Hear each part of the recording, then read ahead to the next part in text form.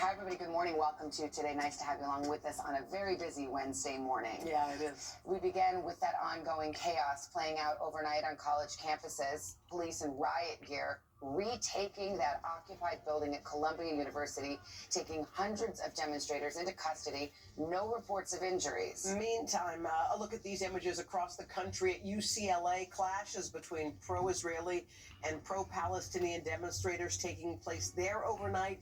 Police called in. Protests have now spread to at least 50 campuses across the country.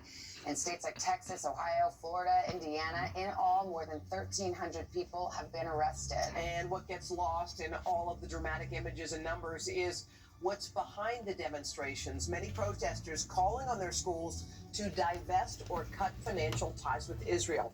Also worth noting, not all of these arrests have been students. Officials also pointing to outside agitators. Let's get to Erin, McLaughlin. She's at Columbia again for us this morning and was there overnight as this standoff unfolded and the building was cleared. Erin, good morning.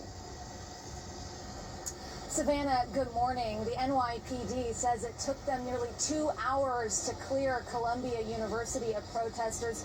I was there overnight as dozens of police dressed in full riot gear entered the campus. Crowds gathered outside of the university, chanting and booing. This morning, police say more than 200 were arrested.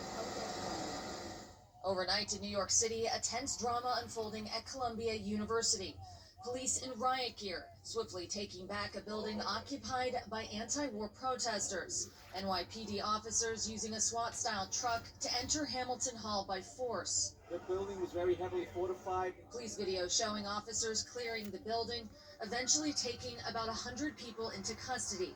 You see the police in full riot gear leaving the campus. The dramatic end coming just hours after officials revealed what they called evidence of professional agitator. In full riot gear, leaving the campus. Fully fortified. Police video showing officers clearing the building, eventually taking about 100 people into custody. You see the police in full riot gear leaving the campus. The dramatic end coming just hours after officials revealed what they called evidence of professional agitators, trying to create chaos on campus. There were also protests and arrests at the City University of New York overnight. And across the country at UCLA, clashes between pro-Israel and pro-Palestinian demonstrators. Police moving in this morning. Over the past month, encampments have popped up on dozens of college campuses across the country, many inspired by the initial demonstration at Columbia. According to an NBC News tally, police have detained or arrested more than 1,300 people. Many protesters have been calling on their schools to divest or cut financial ties with Israel and companies they say are aiding the war. We have to divest in order for us to have peace and to have justice in the region. Columbia has said it will not divest from Israel, but offered more transparency. One of the central demands the protesters who had occupied Hamilton Hall had of the university. Students there before the police came in asking Columbia to allow food into the building. Do you want students to die of dehydration and starvation? So it's like Chris was saying, we want to be revolutionaries, we wanted to take this building. That was Nobody's asking them to bring anything. We're asking them to not violently stop us from bringing in basic humanitarian aid.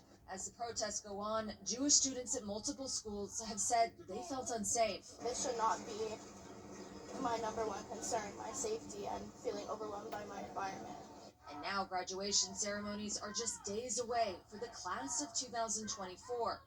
The same students who had their high school graduations canceled 4 years ago by COVID. I think the primary concern is just restoring peace and order to the university.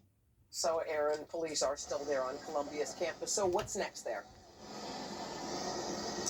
Well, the police say that now that both Hamilton Hall and the encampment are clear of protesters, it'll be up to the university to handle the remaining tents and student belongings. Meanwhile, they say they'll be here until at least May 17th, which, of course, is 2 days after graduation. Hoda. All right, Erin McLaughlin for us there on the college campus of Columbia. Thanks, Erin. Also this morning, Donald Trump heading the campaign